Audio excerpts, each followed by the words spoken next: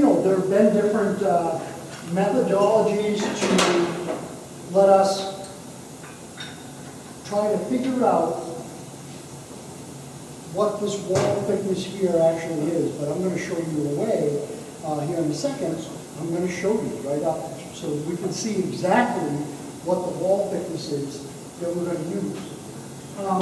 I've got 3 different tools. They just have different curves. There's one straight one, and these 2 have different curves on them.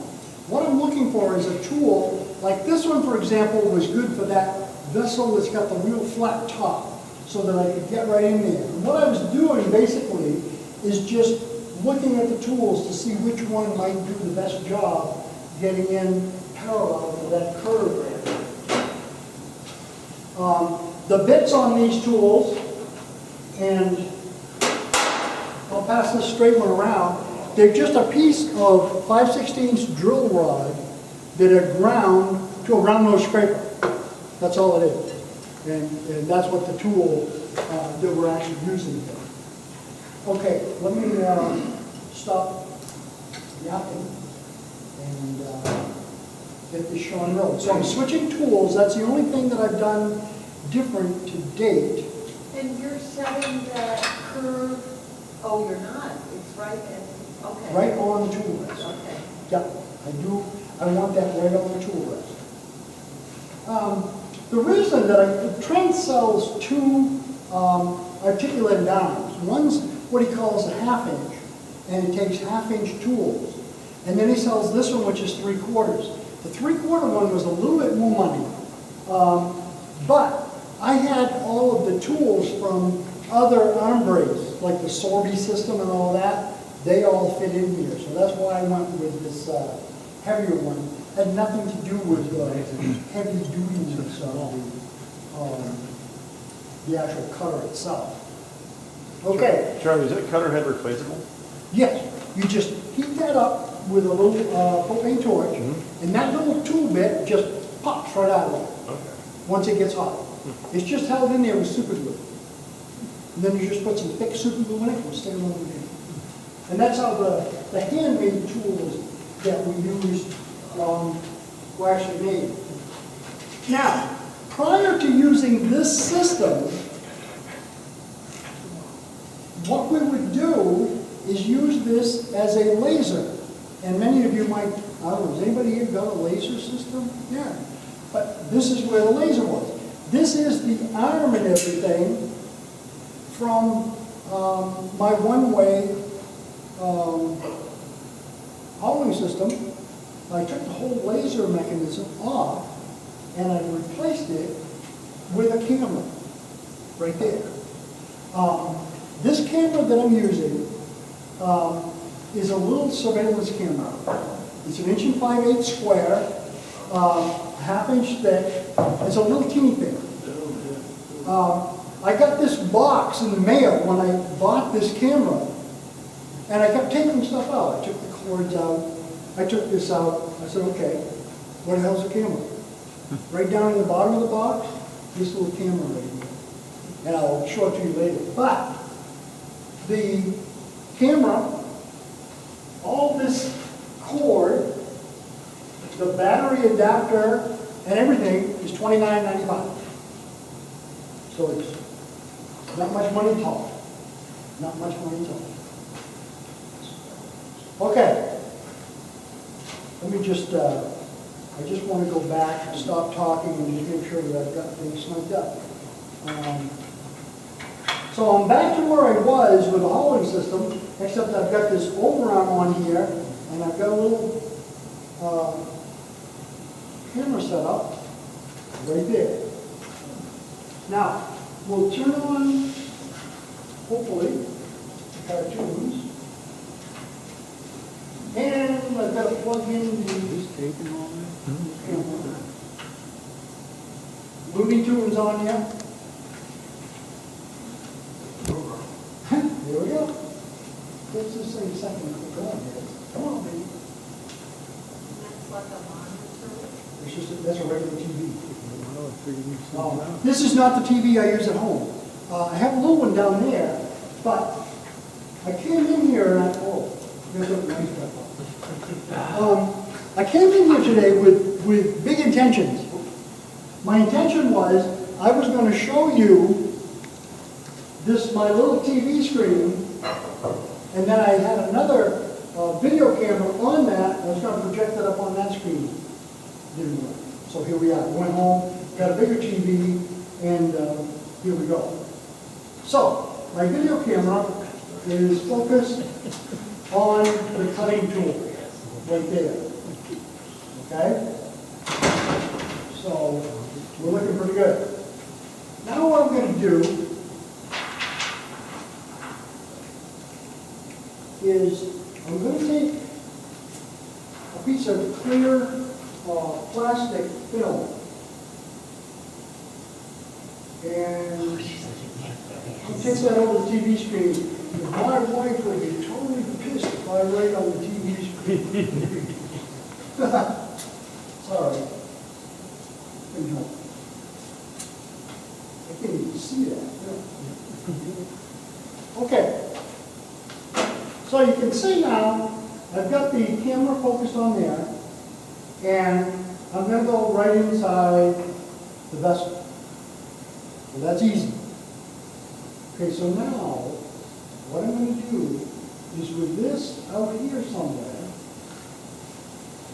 I'm going to take a black washable marker, and I'm going to outline the cutting tool. Right there.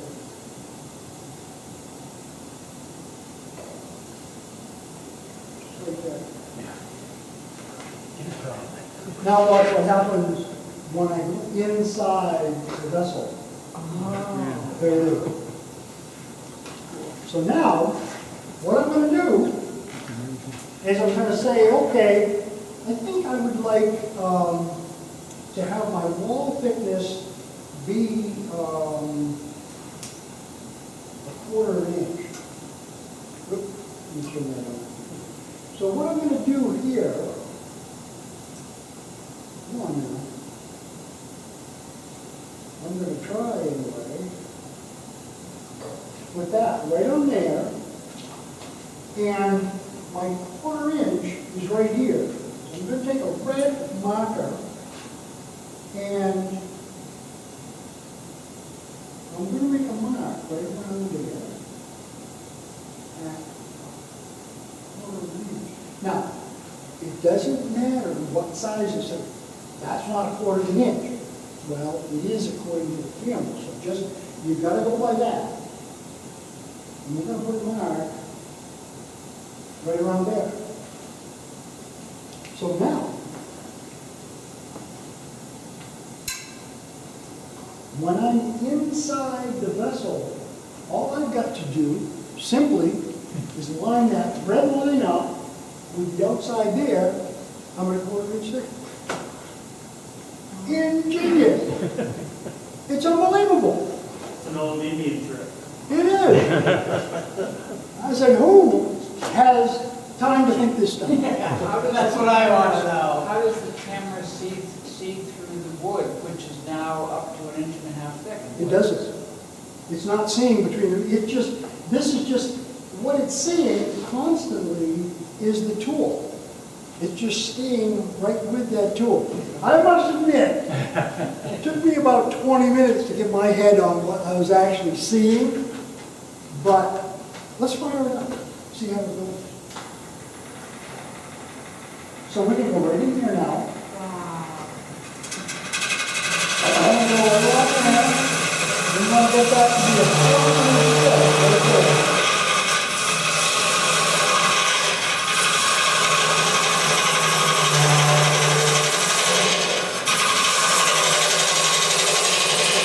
You still have to do the Helen Keller thing because you still have to feel, you know, where you've been and know where that cut actually is taking place. But I'll go right back here. Right back How do you here. know when you are at a quarter? All I'm going to do is I'm going to line this up with the outside, and I know that from there to there is a quarter inch. It's like they tell you how they solve it, Right? so it takes all the fun out. Yeah, it's hard, does. Really. Someone in the audience, when Trent Bosch showed this, said, isn't that cheating? And I just thought, I'm going to take some of this to happen.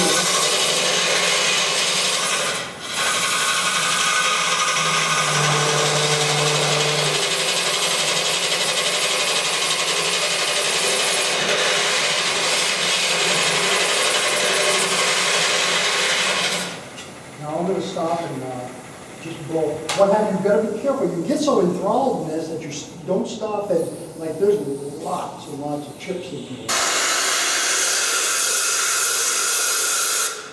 Now, what's that whole setup cost?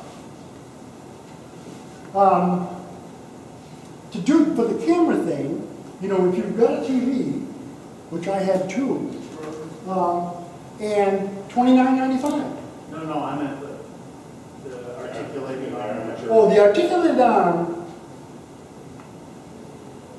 I want to say it was $350. But the thing is, you don't have to have the articulated arm. I actually tried this out using the handheld Sorby system. It works. It'll work on any system. So what you need is, as a matter of fact, Dave Bohannon helped me out. And I meant to bring that knuckle you made me. When I was trying to figure out how I was going to get this arm here, I had this figured out with a steel rod coming up here and a steel rod coming across here.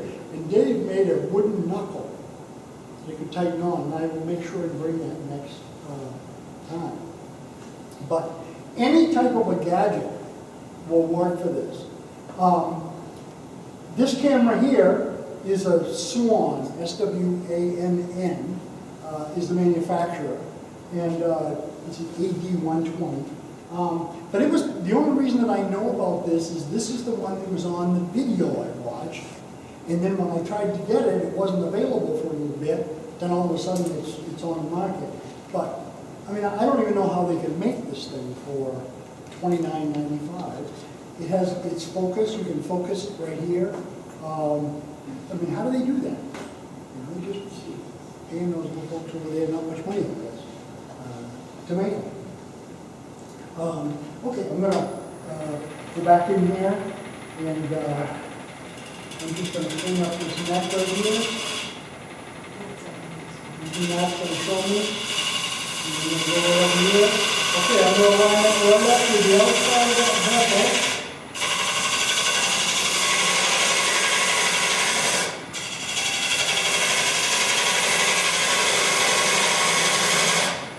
So this part of my vessel right now, although I guarantee it, is a 1/4 inch thick. And you can see it. The other thing that's just fabulous about it, and that's why I brought those that were partially done. If you've ever hollowed a vessel, getting the inside smooth is a bear. With this system, it comes out as smooth as the outside. That's why I made the comment that I probably should take and just smooth this up a little bit, because, I mean, it's phenomenal. And when you get down into the bottom, I've always had trouble with the bottom. Matter of fact, one of my favorite stories is that I was giving a demo like this to a class one time, back when it was just with handheld tools. And I had a vessel similar to this, but a little bit longer. And I had that thing as good as I could get it, all the way down. I was right about right in here. And all of a sudden, I just cut right through. And the whole vessel just kind of went right up my tool. So I shut the thing off. And one of the girls sitting in the front said, I'd like that. She took this hollow vessel. I mean, and this is, we're talking back probably in the mid-90s, back at Old Butterfield wood shop. She came back a month later, and she had made this into a lampshade. She put this round section right up and made a little plug so it fit around her electric socket, and then she took the jagged edge and just sanded it so it was all nice and smooth. I mean, I offered her like $100 for it. She wouldn't give it to me. But anyway, that's how that used to happen. This is where I used to actually ruin. But I think you can kind of get the idea that the challenge is all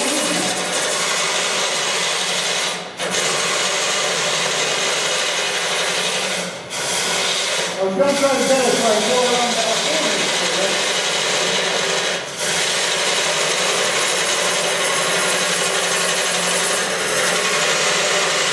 And just so you can see, I do out here, and this is that hole I made in the middle.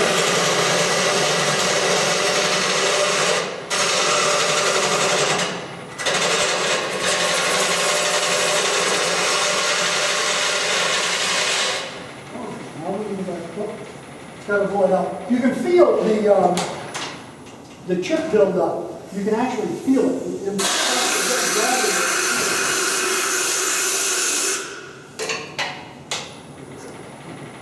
But I wanted to just kind of go in and down here.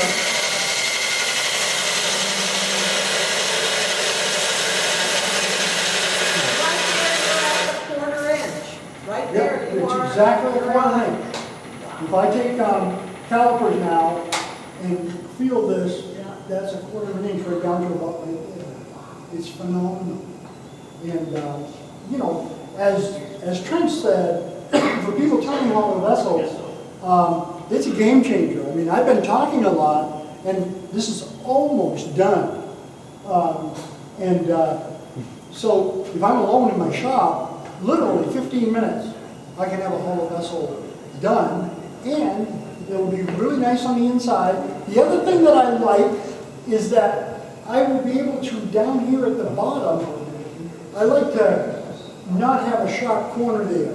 I want to have a nice little round fillet. If you look at those, you get that nice. But because I can see everything that I'm doing in here, if I want to put a fillet on there, I can just make that round real easy. You see, yeah, I'm a quarter of an inch way down to there, and it would just be a matter of moving that along like that, and we'll do it. But, so that's using the camera, and this whole setup here, very, very inexpensive. If you go to hollowing vessels with a camera, as a Google search, you will get 2 or 3 different systems. One on there I found absolutely hilarious. And I didn't know this, but for about the same amount of money, about 25 bucks, you can buy a backup camera setup so that you can put a backup camera on your trailer, right? So you get the backup camera, you get lots of cable, you get a little, either a 5 or a 7-inch monitor, all 9 yards for like 25 bucks. But the cool thing is, if you're using it like this with the backup camera, then you reach down and put your lathe in reverse. It beeps. Unbelievable. I was sitting there and my wife said, what in the world are you doing? I said, I can't believe this. Beep, beep, beep. I thought, this is nuts. Absolutely crazy. I started. What's that? We were talking, when you first got you set up there, that you didn't like the width of what the angle is. So is that Right. still what you like, or are you looking for? Yeah, this camera has a 53-degree field of vision. Some of the cameras, the first camera I was using, I mean, it splayed everything out and had too much light coming in, and it was harder. So the narrower your field of vision, the better. Too many security, this is a security camera. A lot of security cameras have, wide fields of vision. And they're okay, they just let in an awful lot of light. So anyway, Trent Bosch has his system, 650 bucks. Or using bits and pieces, you can come up with something hodgepodge to make up this setup. It's just to hold the camera on your tool. But I don't know how much they are, but again, on those little YouTube videos, there is a company called Cutter Vision. And he has this whole thing computerized. Like, you just put the camera over your tool, and you just hit this key that's a capture image, and it automatically draws my cutter there. And then you say you want a 1/4 inch wall thickness, you just type that in, and it automatically puts this line on here. So he's got the computer really involved in it.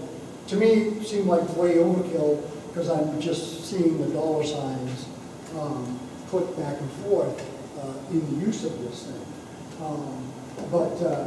You know, it's another one of those things where, you know, I don't know who invented this. I don't know who came up with the idea or whatever, but it totally is, and has been a real game changer for hull and vessels out. Yes, Paul, I can tell. With the red mark having been magic markered onto the piece of plastic there, Yes, it appears that is moving, but that is staying as it is. it's staying put. Okay, so the reason why it appears to be moving is that the camera position changes, but that is hard to get through the old squash And here. that's not either. That tool, the relationship here doesn't change at all. And that's the whole key. As a matter of fact, that's how you check it. I should mention that you know, I got kind of hogging it out down in here and it started to wiggle a little bit, so I just had to back off. One of the things that I found is to check your calibration so that you don't mess up. Every once in a while, just come out and just make sure that you've got a good alignment here. And then, of course, this is whatever you want. But, you know, if I wanted to turn this wall thickness to